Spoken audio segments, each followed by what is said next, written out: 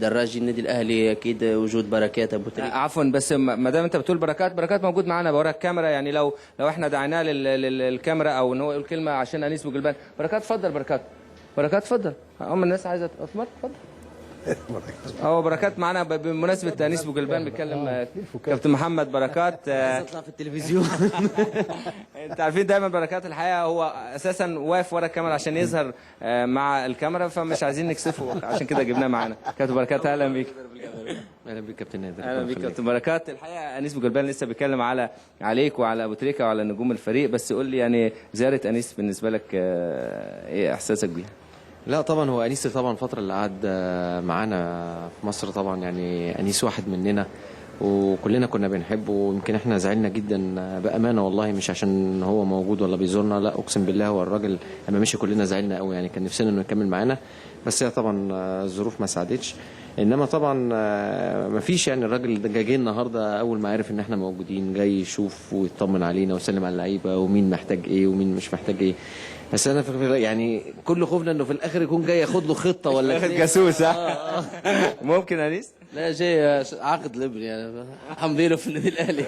ايه رايك؟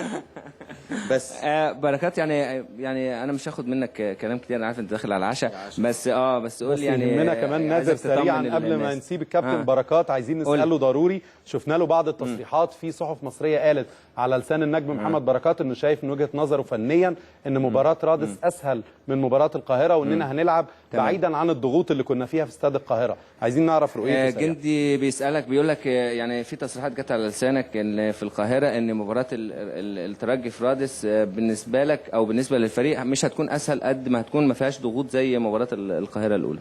لا هو طبعا هو مش على لساني، يمكن احنا ما اتكلمناش كتير في الموضوع دوت، انما احنا يمكن بنقول ان انا بعد المباراه الاولى قلت ان الماتشات الكبيره فقبل النهائي ما بيبقاش فيها يعني اللي هو 2-0 و3-0 يعني فرق الاجوان الكبيره ما بتبقاش موجوده. احنا المهم ان احنا كسبنا المباراه الاولانيه والمباراه الثانيه هتبقى صعبه على النادي الاهلي وصعبه على نادي الترجي.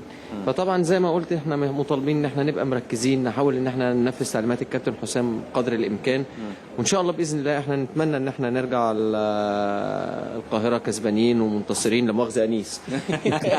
انيس معانا مش معانا. نرجع يعني منتصرين وكده، وربنا يوفقنا ان شاء الله كده ونفرح جمهور النادي الاهلي باذن الله وجمهور مصر كله باذن الله. شكرا جزيلا. احنا كان يهمنا ان انت تطلع معانا في الكاميرا، انا عارف انك انت اكيد كنت مستني ان احنا نديلك عشان تطلع معانا. شكرا بركات. شكرا بركات.